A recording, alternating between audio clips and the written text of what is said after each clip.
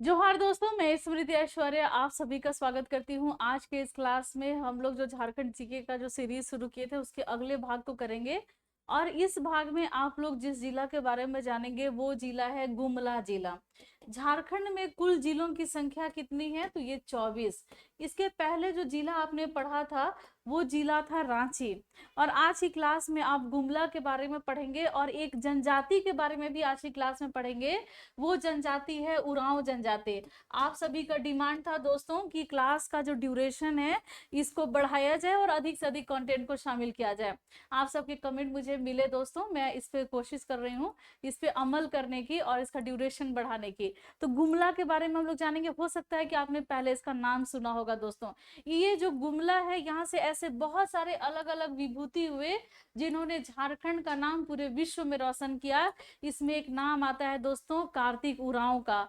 और एल्बर्ट एक्का की नगरी भी गुमला को कहा जाता है। किस जिला को कहा जाता है एल्बर्ट एक्का की नगरी? तो ये है गुमला। तो चलिए अब हम लोग सबसे पहले गुमला, लेकिन एक जनजाति के बारे में भी आज की क्लास में हम लोग जानेंगे। ये आज का दूसरा चैप्टर होगा और ये होगा जनजाति कौन सी? तो ये होगी उरांव जनजाति।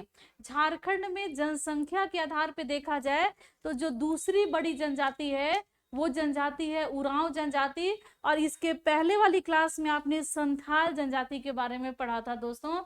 बहुत ही आसान हो जाएगा आप लोगों के लिए झारखंड जीके को पढ़ना, समझना और इस एग्जाम को, झारखंड के एग्जाम को क्रैक करना। प्रयास यही है कि अधिक से अधिक आप लोगों को डिटेल में सारी चीजें कराऊं। तो सबसे पहले हम लोग शुरू करते हैं जानकारी लेना।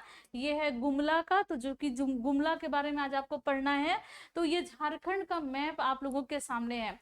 आप लोग हमेशा एक प्रयास कीजिए कि झारखंड का मैप अपने को ये बनाना आ जाए। आप लोगों को एक कोशिश कीजिए आप लोग इसके लिए, और कॉपी में इसको आप नोट कीजिए।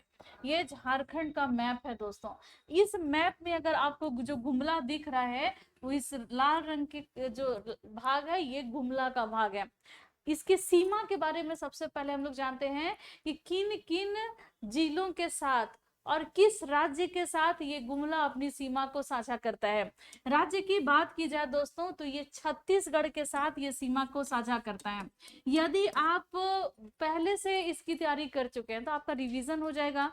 अगर आपने पहले इसको नहीं पढ़ा है तो और आप अभी शुरुआत ही कर रहे हो झारखंड जी के, तो आप लोगों के लिए झारखंड जी के पढ़ना बहुत ही आसान हो जाएगा। जिलों की बात की जाए कि किन किन जिलों के साथ ये सीमा लगाता है, तो सबसे पहले हम लोग उत्तर के जिला के बारे में जानते हैं। तो गुमला के उत्तर में कौन कौन से जिले हैं? तो ये हो जाएगा दोस्तों लातेहार के साथ ये सीमा साझा करता है। साथ ही साथ ये लोहरदगा के साथ ये सीमा साझा कर रहा है। ये रांची के साथ अपनी सीमा साझा कर रहा है। ये खूंटी के साथ अपनी सीमा साझा कर रहा है। और दक्षिण में ये सिमडेगा के साथ अपनी सीमा साझा कर रहा है। तो इन जिलों के साथ ये अपनी सीमा को लगा रहा है। ये कौन सा जिला हो गया? तो ये हो गया गुमला जिला। लातेहार, लोहरदगा, रांची, खूंटी, सिमडेगा। और राज्य की बात की जाए तो ये छत्तीसगढ़ के साथ ये अपनी सीमा को लगा रहा है। तो चलिए हम लोग आगे बढ़ते हैं। इतना तो आप लोग जान लिए जिला किस जिला के साथ सीमा लगा रहे हैं, किस राज्य के साथ सीमा लगा रहे हैं। अब हम लोग कुछ और भी डिटेल जो गुमला से संबंधित है, ठीक है। तो सबसे पहले हम लोग बात करते हैं कि इसकी स्थापना की कब हुई। पिछले क्लास में आपने रांची के बारे में पढ़ा था। तो रांची का जो स्थापना आपने पढ़ा था, कब पढ़ा था? तो 1899 ईस्वी में रांची की स्थापना हुई। लेकिन गुमला की बात की जाए तो स्थापना इसका कब हुआ? तो 18 मई वर्ष था कौन सा? 1983 ईस्वी, 1983। झारखंड राज्य का जब गठन हुआ था 2000 ईस्वी में, तो झारखंड में कुल जिलों की संख्या थी 18। लेकिन नवीनतम जो बने 6 जिले हुए। तो 6 जिले में सबसे पहले लातेहार बना। लेकिन दोस्तों गुमला जिला जो है इसका गठन पहले ही हो गया था। और ये वर्ष था कौन सा? तो 1983 ईस्वी, 1983 आपको हमेशा याद रखना है। और ये झारखंड जो है, माफ कीजिएगा, गुमला जो है झारखंड के दक्षिण पश्चिम में आता है। सिमडेगा से ठीक ऊपर का ये भाग है गुमला। अब हम लोग इसकी और भी खूबियों को जानेंगे। अब हम लोग इसके क्षेत्रफल के बारे में जानेंगे। इसका क्षेत्रफल कितना है? तो इसका क्षेत्रफल है 5327 किलोमीटर स्क्वायर। एक मिनट, कितना क्षेत्रफल है, एक थोड़ा सा डार्क कर लो पेन को, 5327 किलोमीटर स्क्वायर इसका क्षेत्रफल है गुमला का। क्लियर? चलिए, जब यहाँ पर लिंगानुपात की बात की जाए तो 963 इसका लिंगानुपात है, इसको नोट करते हुए जाइएगा। यहाँ पर अनुमंडल कितने हैं, जैसे मैंने पिछले क्लास में आपको बताया था, प्रमंडल राज्य जो है प्रमंडल में, प्रमंडल जिला में, जिला अनुमंडल में, अनुमंडल जो है ये प्रखंड में, और प्रखंड जो है पंचायतों में बटा हुआ होता है। तो अगर अनुमंडल की बात की जाए तो यहाँ अनुमंडल की संख्या है 3। कितने अनुमंडल है? 3। अब ये 3 अनुमंडल कौन कौन से हैं, तो चलिए हम लोग इसको देखते हैं। एक तो है गुमला अनुमंडल। कौन सा अनुमंडल? ये गुमला है। कॉपी व पेन आप लोग खोलिए, लिखते हुए चलिए, लिखिएगा तो इससे आप लोगों को याद भी हो जाएगा, आपका शॉर्ट नोट्स भी एक तैयार हो जाएगा। अगर आपको नोट्स चाहिए तो आप मुझे मैसेज ये इस नंबर पे कांटेक्ट कीजिए, 9905917516। हो सकता है कि आप जॉब में हो और आप नोट नहीं कर पा रहे हो, तो इसके लिए आपके लिए जरूरी हो जाता है, मैं आपको नोट्स प्रोवाइड करा दूंगी, और जो कि पेड होता है। तो गुमला चैनपुर ये अनुमंडल है, इसका चैनपुर अनुमंडल है, दिख रहा होगा आप लोगों को, उम्मीद है। फिर इसके बाद एक अनुमंडल है बसिया। कौन सा अनुमंडल है? बसिया, ये भी एक अनुमंडल है। तो ये अनुमंडलों की संख्या 3 है। कौन कौन? गुमला, चैनपुर और बसिया, ये गुमला का अनुमंडल है। गुमला में कितने प्रखंड हैं? तो यहाँ पे प्रखंडों की संख्या है दोस्तों 12। कितने प्रखंडों की संख्या है वर्तमान में? तो इसमें 12 प्रखंड है। कितने?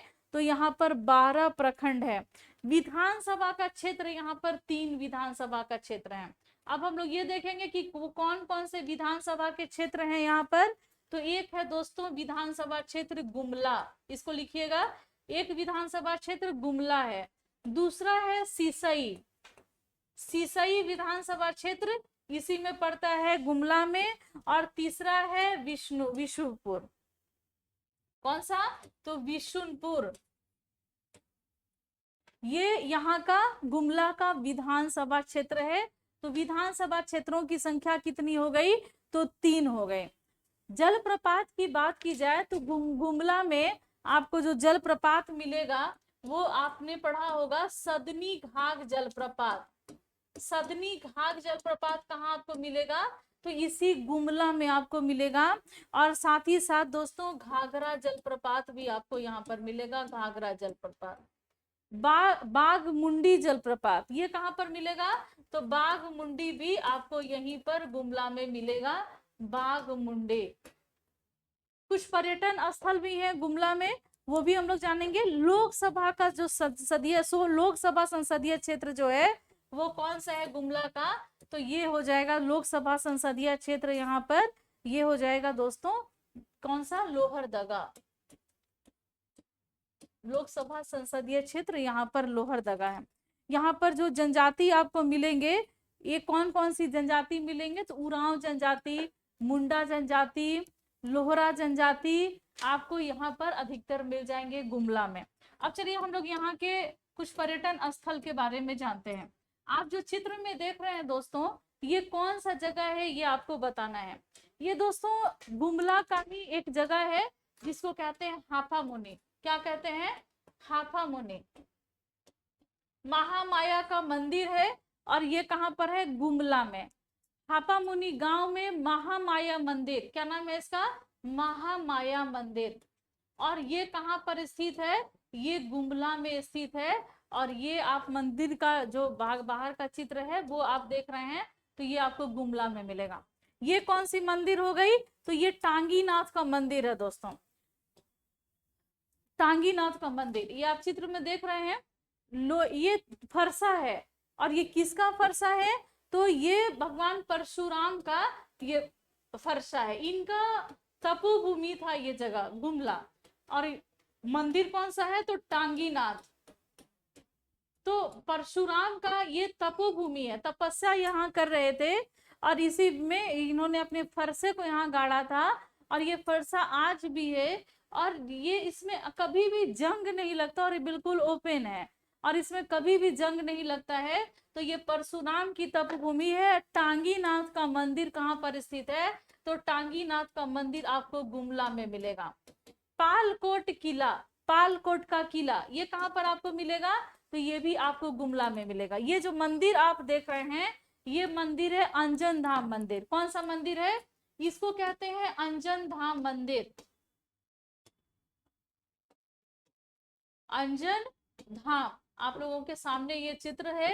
और यहाँ से एग्जाम में क्वेश्चन पूछा भी गया है।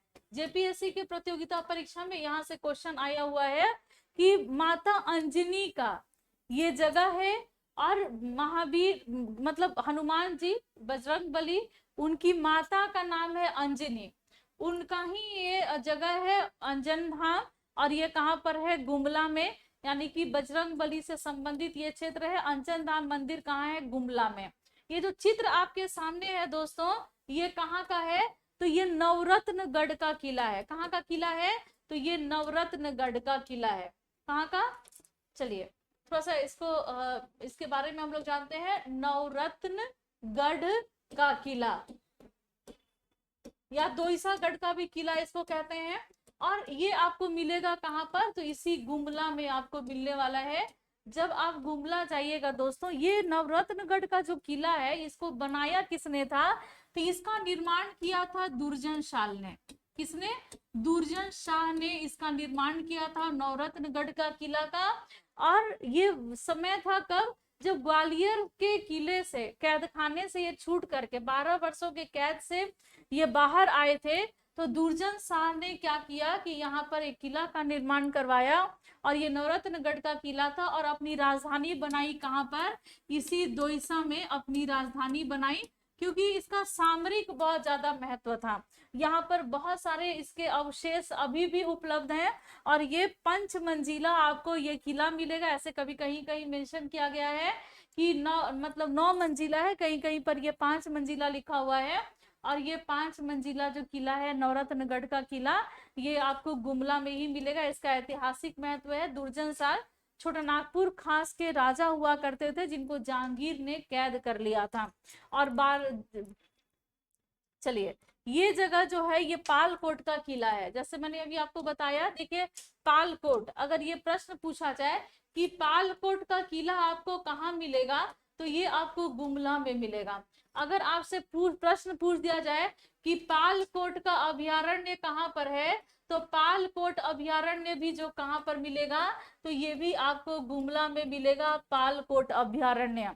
ठीक है, तो झारखंड में 11 वन्य जीव अभयारण्य है और एक ऐसा है जो कि राष्ट्रीय उद्यान है, नेशनल पार्क है। और ये कौन सा है? Betla national park.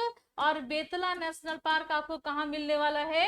ये आपको मिलेगा लातेहार में। लेकिन पालकोट अभयारण्य, 11 वन्य जीव अभयारण्य में एक पालकोट अभयारण्य है, ये आपको कहाँ मिलने वाला है? तो ये गुमला में मिलेगा। और ये जो आप चित्र देख रहे हैं ये पालकोट का किला है, किला है ये पालकोट का। देखिए दोस्तों, इसको संरक्षण देना, इसको बचा करके रखना, ये अभी वर्तमान जो सरकार है इसकी एक जिम्मेदारी है। लेकिन इसकी क्या स्थिति है आप देख रहे हैं, चारों तरफ से जंगल जो है ये सारा निकला हुआ है, एकदम बद से बदतर इसकी स्थिति हो रही है। आप समझ रहे हो कि अभी जब आप इसको संरक्षित करके नहीं रखेंगे तो इसका भविष्य क्या होने वाला है? भविष्य तो आपका जो इतिहास है उसको बचा के रखना बहुत जरूरी है। चलिए अब हम लोग जानेंगे गुमला के बारे में कुछ और भी विशेष बातें। अब यहाँ से संबंधित कुछ व्यक्तित्व जिनके बारे में आपको जानना बहुत जरूरी है, जैसे कि दोस्तों जतरा उरांव, नाम आपने सुना होगा जतरा उरांव का। प्रमुख व्यक्तित्व भी आप लोगों को पढ़ना है। अब जतरा उरांव या जतरा भगत भी आप इनको कह सकते हैं। और ये टाना भगत आंदोलन जो 1914 ईस्वी में शुरू हुआ था उसका ये नेतृत्व कर रहे थे और इनका स्थल ये गुमला से ही है। जतरा उरांव कहाँ से संबंधित है? तो जतरा उरांव का संबंध यही गुमला से है। एल्बर्ट एक्का, आपने नाम सुना होगा, क्या नाम है? अल्बर्ट एक्का। अल्बर्ट एक्का का संबंध भी किससे है? तो तो यहाँ आपका गुमला से ही है।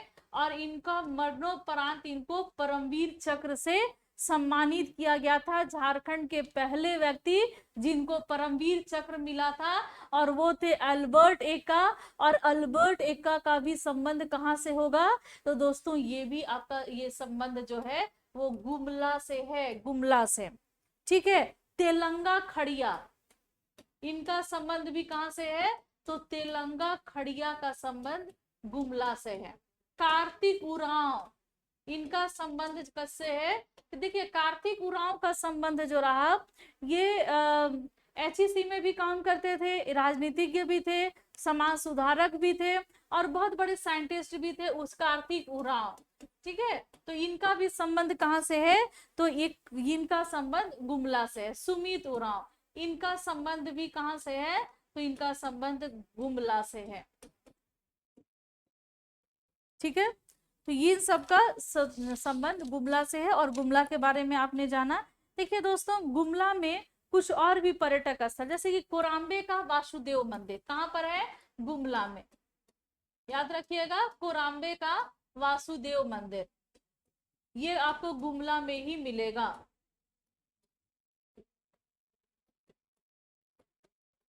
गुमला में कुछ नदियां प्रवाहित होती हैं और कुछ नदियों का उद्गम स्थल भी है।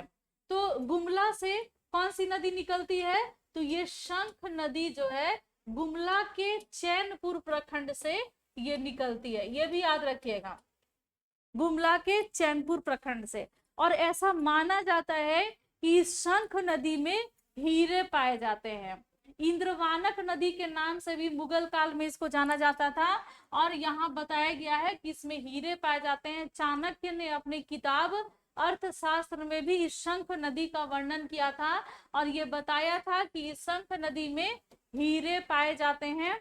और आप अब जानेंगे दोस्तों उरांव जनजाति के बारे में। लेकिन दोस्तों थोड़ा सा आपको बता दूं अनअकैडमी के सब्सक्रिप्शन के बारे में, कि अगर आप बीपीएससी की तैयारी करना चाहते हैं तो अनअकैडमी पर आप बहुत ही आसान तरीके से, बहुत ही कम खर्च में और बहुत ही बेहतरीन तरीके से आप यहाँ से अपनी क्लासेस को परचेज कर सकते हैं। दिव्या सिकरवार जी को ढेर सारी शुभकामनाएं, क्योंकि यूपीपीएससी में इन्होंने प्रथम रैंक हासिल करके एक इतिहास रच दिया। अगर आप अनअकैडमी के सब्सक्रिप्शन ले रहे हैं दोस्तों तो 25% का ऑफ चल रहा है। और अगर 1 साल का सब्सक्रिप्शन लेते हैं तो 1 साल के सब्सक्रिप्शन आपको फ्री मिलते हैं। तो अगर 12 में अगर आपने 25 मतलब 2025 का बीपीएससी का टारगेट किया है तो 9,944 रुपए का ये सब्सक्रिप्शन होगा। अगर 2024 के बीपीएससी को टारगेट किया है तो 7,649 रुपए का ये बैच है। 3 साल के बैच यहाँ मिल रहे हैं, वहाँ 3 साल के और यहाँ पर 2 साल के बैच आपको यहाँ पर मिल रहे हैं।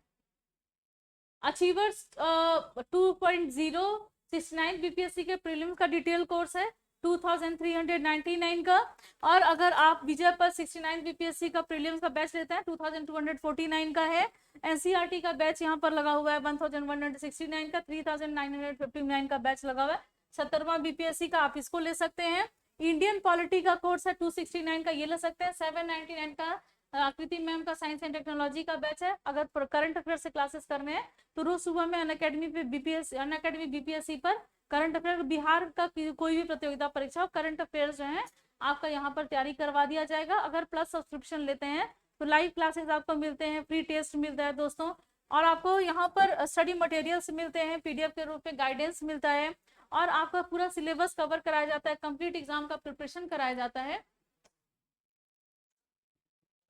ठीक है, इसके प्रिपरेशन कराए जाते हैं, टेस्ट सीरीज आपको मिलता है और आपको आंसर राइटिंग का प्रैक्टिस कराए जाते हैं। तो बेस्ट प्लेटफॉर्म है अनअकैडमी जो है बीपीएससी के लिए। चलिए अब हम लोग आगे बढ़ते हैं।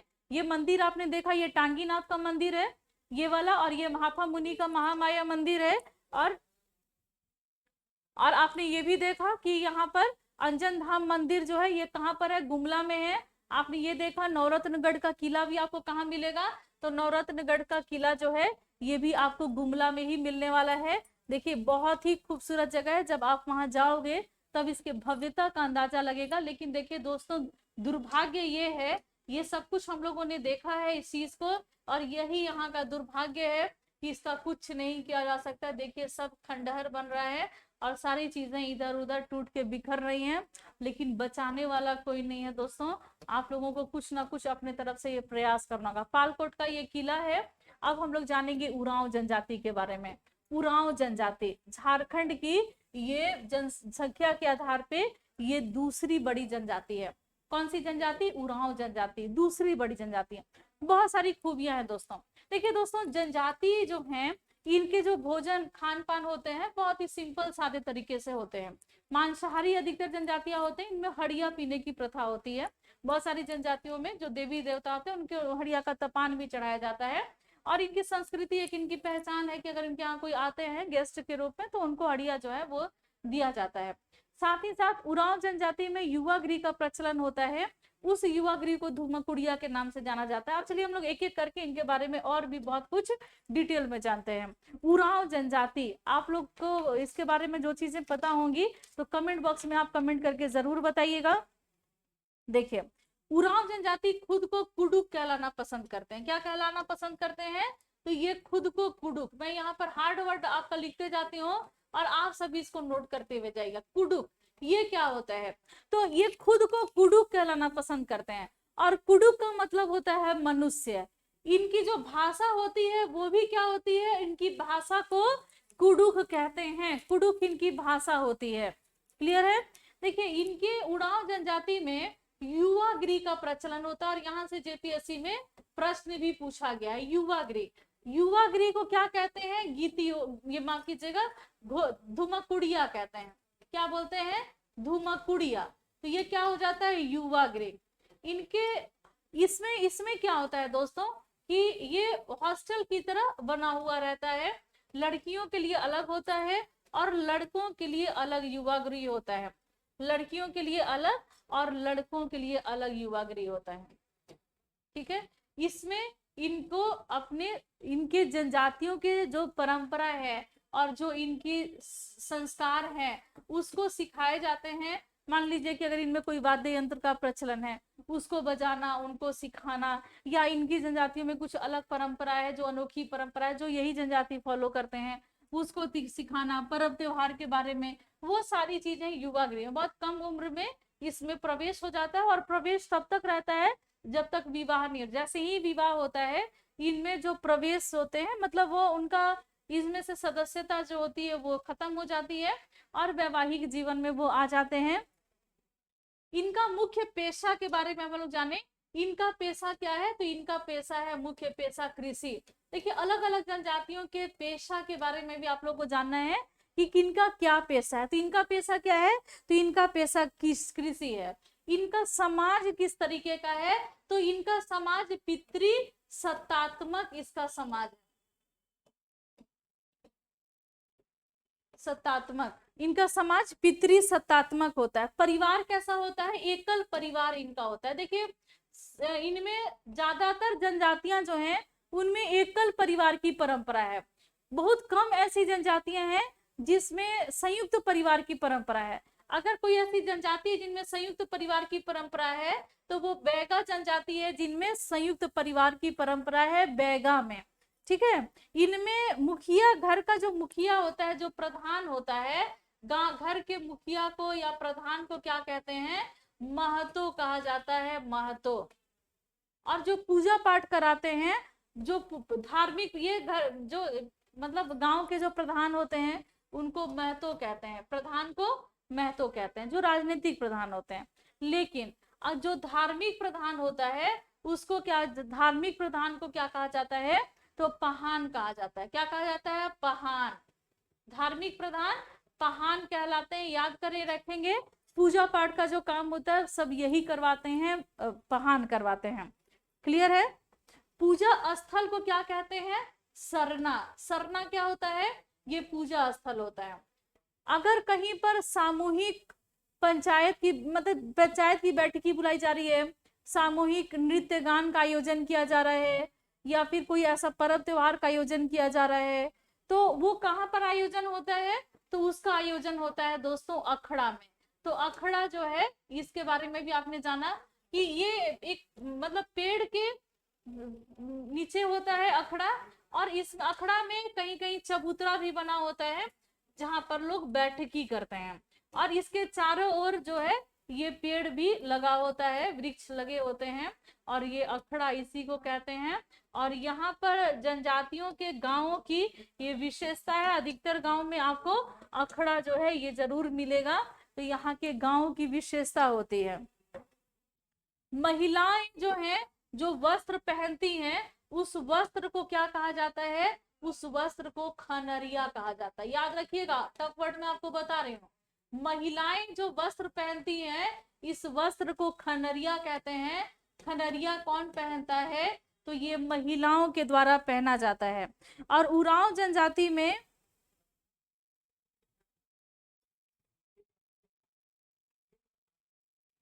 चले इनके जो प्रधान देवता होते हैं वो होते हैं धर्मेश। धर्मेश, और ये किस तरीके के देवता होते हैं?